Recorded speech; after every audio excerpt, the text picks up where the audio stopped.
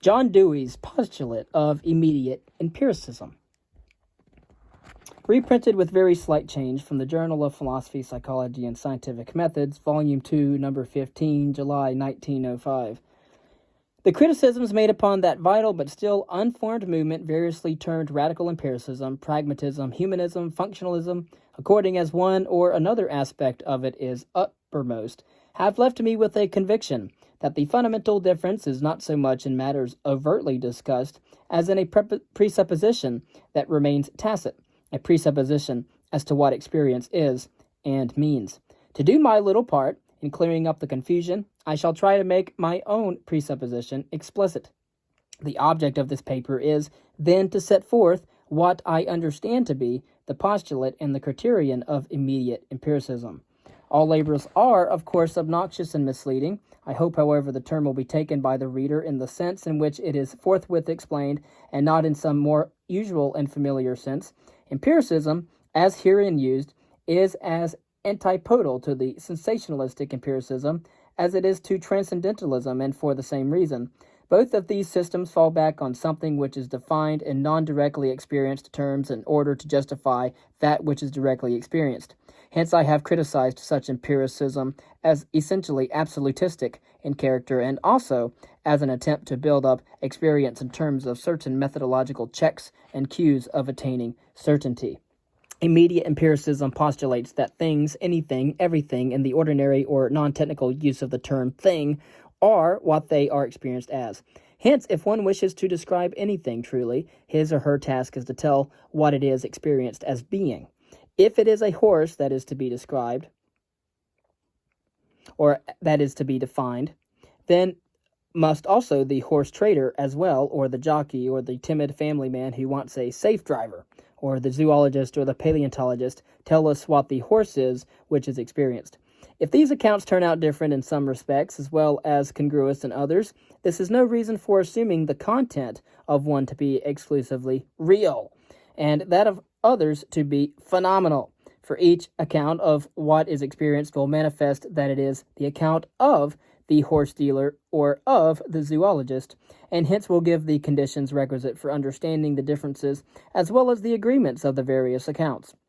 And the principle varies not a whit if we bring in the psychologist's horse or the logician's horse or the metaphysician's horse. In each case, the nub of the question is, what sort of experience is denoted or indicated? A concrete and determined experience, varying when it varies in specific real elements and agreeing when it agrees in specific real elements, so that we have a contrast not between a reality and various approximations to or phenomenal representations of reality, but between different reals of experience. And the reader is begged to bear in mind that from this standpoint, when an experience or some sort of experience is referred to something or some sort of thing is always meant. Now, this statement that things are what they are experienced to be is usually translated into the statement that things are ultimately reality, being, are only in just what they are known to be, or that things are or reality is what it is for a conscious knower. Whether the knower be conceived primarily as a perceiver or as a thinker being a further and secondary question, this is the root paralogism of all idealisms, whether subjective or objective, psychological or epistemological. By our postulate, things are what they are experienced to be, and unless knowing is the sole and only genuine mode of experiencing, it is fallacious to say that reality is just and exclusively what it is or would be to an all-competent all-knower, or even that it is, relatively and piecemeal, what it is to a finite and partial knower. Or put more positively, knowing is one mode of experiencing, and the primary philosophic demand, from the standpoint of immediatism, is to find out what sort of an experience knowing is, or concretely, how things are experienced when they are experienced as known things. I hope the reader will not therefore assume that from the empiricist standpoint knowledge is of small worth or import. On the contrary, from the empiricist standpoint, it has all the worth which it is concretely experienced as possessing, which is simply tremendous. But the exact nature of this worth is a thing to be found out in describing what we mean by experiencing objects as known, the actual differences made or found in experience. By concretely is meant, obviously enough, among other things, such an account of the experience of things as known that will bring out the characteristic traits and distinctions they possess as things of a knowing experience, as compared with things experienced aesthetically, or morally, or economically, or technologically. To assume that, because from the standpoint of the knowledge experience, things are what they are known to be, therefore metaphysically, absolutely, without qualification, everything in its reality as distinct from its appearance or phenomenal occurrence is what a knower would find it to be, is, from the immediatist standpoint, if not the root of all philosophic evil, at least one of its main roots. For this leaves out of account what the knowledge standpoint is itself experienced as. I start and am flustered by a noise heard. Empirically, that noise is fearsome. It really is. Not merely phenomenally or subjectively so. That is what it is experienced as being. But when I experience the noise as a known thing, I find it to be innocent of harm. It is the tapping of a shade against the window, owing to movements of the wind. The experience has changed, that is, the thing experienced has changed, not that an unreality has given place to a reality, nor that some transcendental, or in other words, unexperienced reality has changed. Not that truth has changed, but just and only the concrete reality experienced has changed. Since the non-empiricist believes in things in themselves which he or she may term atoms, sensations, transcendental entities, or a priori concepts, an absolute experience, or whatever, and since he finds that the empiricist makes much of change, as he must since change is continuously experienced, he or she assumes that the empiricist means his or her own empirical realities are in continual flux, and he or she naturally shudders at having his or her divinity so violently treated. But once recognized that the empiricist doesn't have to play such realities at all, and the entire problem of the relation of change to reality takes a very different aspect. I now feel ashamed of my fright, and the noise as fearsome is changed to noise as a wind curtain fact, and hence practically indifferent to my welfare. This is a change of experienced existence, affected through the medium of cognition. The content of the latter experience, cognitively regarded, is doubtless truer than the content of the earlier, but it is in no sense more real. To call it truer, moreover, must from the empirical standpoint mean a concrete difference in actual things experienced. It would lead us aside from the point to try to tell just what is the nature of the experienced difference we call truth. Professor James's recent articles may well be consulted.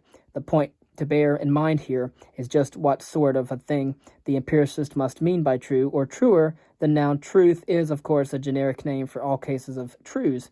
The adequacy of any particular account is not a matter to be settled by general reasoning, but by finding out what sort of an experience the truth experience actually is. And I think he's referring to William James here.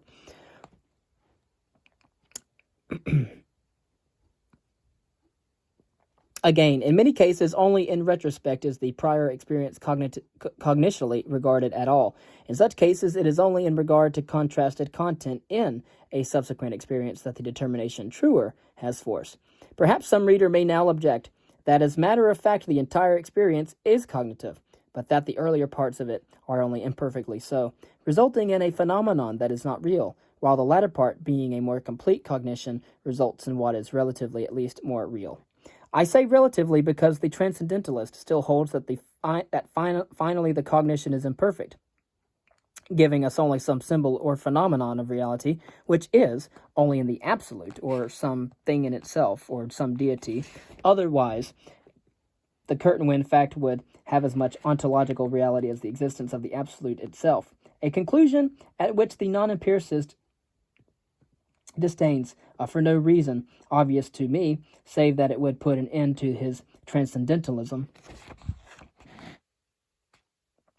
In short, a critic may say that when I was frightened by the noise, I knew I was frightened, otherwise there would have been no experience at all. At this point, it is necessary to make a distinction so simple and yet so all-fundamental that I am afraid the reader will be inclined to pooh-pooh it away as a mere verbal distinction.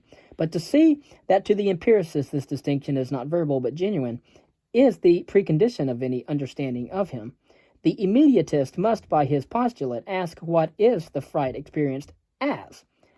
Is what is actually experienced, I know I am frightened, or I am frightened? I see absolutely no reason for claiming that the experience must be described by the former phrase. In all probability, and all the empiricist logically needs is just one case of this sort, the experience is simply and just of fright at the noise.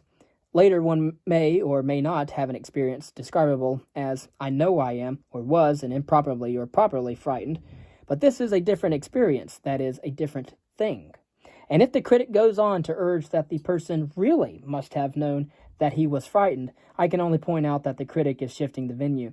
He may be right, but if so, it is only because the really is something not concretely experienced, whose nature accordingly is the critic's business. And this is to depart from the empiricist point of view, to attribute to him a postulate he expressly repudiates.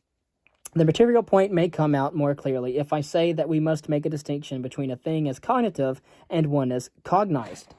In general, I think the distinction between iv and id, one of the most fundamental of philosophic distinctions and one of the most neglected. The same holds of shun and ing. I should define a cognitive experience as one that has certain bearings or implications which induce and fulfill themselves in a subsequent experience in which the relevant thing is experienced as cognized, as a known object, and is thereby transformed or reorganized. The fright at the noise, in the case cited, is obviously cognitive in this sense. By description, it induces an investigation or inquiry in which both noise and fright are objectively stated or presented, the noise as a shade wind fact, the fright as an organic reaction to a sudden acoustic stimulus, a reaction that under the given circumstances was useless or even detrimental, a maladaptation. Now, pretty much all of experience is of this sort. The is meaning, of course, is experienced as. And the empiricist is false to his principle if he does not duly note this fact. What is criticized now as geneticism, if I may coin the word, and now as pragmatism, is in its truth just the fact that the empiricist does take account of the experienced drift, occasion, and contexture of things experienced, to use Thomas Hobbes' phrase.